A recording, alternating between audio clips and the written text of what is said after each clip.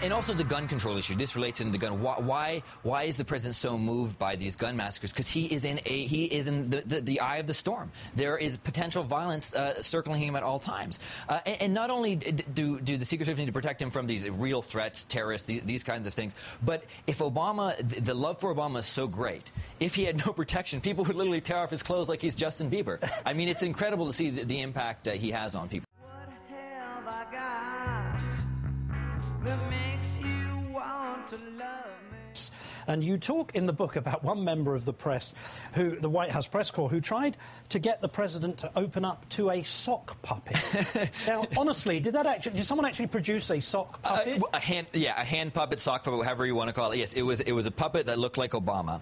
This individual reporter worked for the Wall Street Journal, put the puppet on her hand, and started asking the president for an interview and going like this, back and forth. I refuse to do the squeaky voice on camera because I'll be forever YouTube, but it was very strange, and I learned later that Obama said, that was one of the weirdest moments that I've experienced with the media. I mean, we know journalists like ourselves tend to like a drink. Was she drunk in some way? I think she was 100% sober. I mean, but that's the presence of Obama, even on the press corps, even on the people who follow him every day. When they're near him, they lose their mind sometimes. They start behaving in ways that are juvenile and amateurish, and they swoon. And of course, you don't. Oh, I do. No, I did.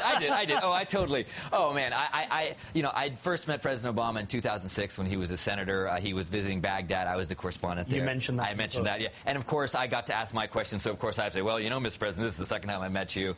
And did I ask the hardball question? Did I ask about drones? Did I ask about civil liberties? No, I did not. I guess I'm not at liberty to say what I asked about, but it was soft. Typical. Thank you for the admission. Michael Hastings, and the book is called Panic 2012. A great read. Thanks so much for joining us. Now, is it my body? Someone I might be. And every time your name is now mentioned in the press, Polk award-winning journalist Michael Hastings, I probably 999 people out of 1,000 don't have any idea who George Polk was or the award. Why is that so important? For me, it was a great honor. The Polk Award is one of the most prestigious awards given to journalists, investigative journalists, and so by them giving me that award gave the sort of stamp of approval for the sort of journalism I did. I think Seymour Hersh at the New Yorker has about 4 Polk Awards. Carl Bernstein's run Polk Awards. There's been a lot of great journalists who I admire who've won them before. Is it fair to say that the Polk Award winners are usually liberal journalists?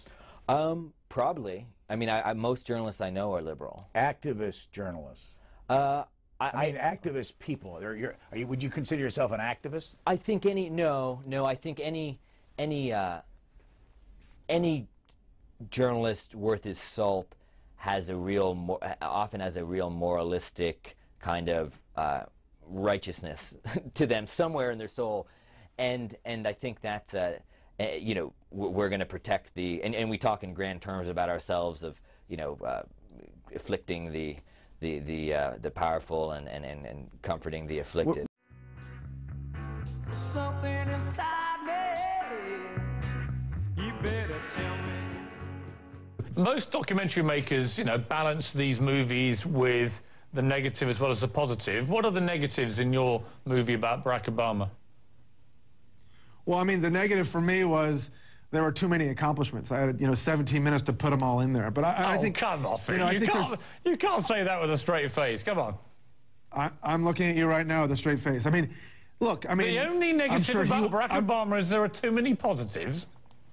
That was the negative. Excuse me, the negative for me, which was, the challenge for me is I wanted to put more in there. I really did. But are there any negatives in there?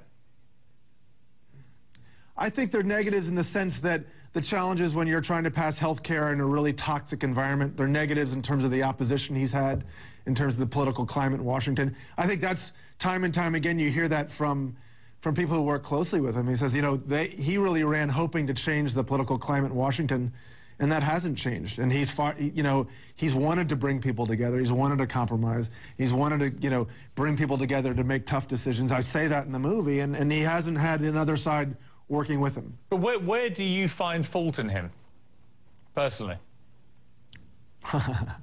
I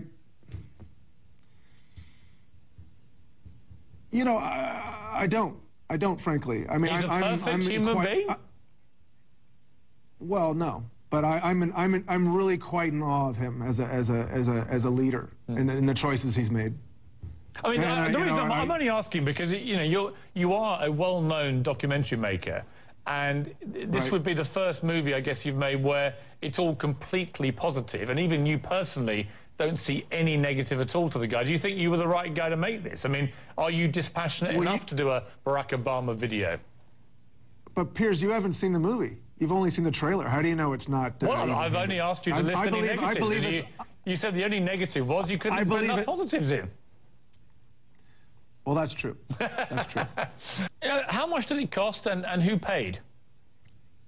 Well, I'll let the campaign tell you that. I took a pay cut to make this, but again, I'm surprised you weren't paying him by the sound of it. For the sheer honour and joy.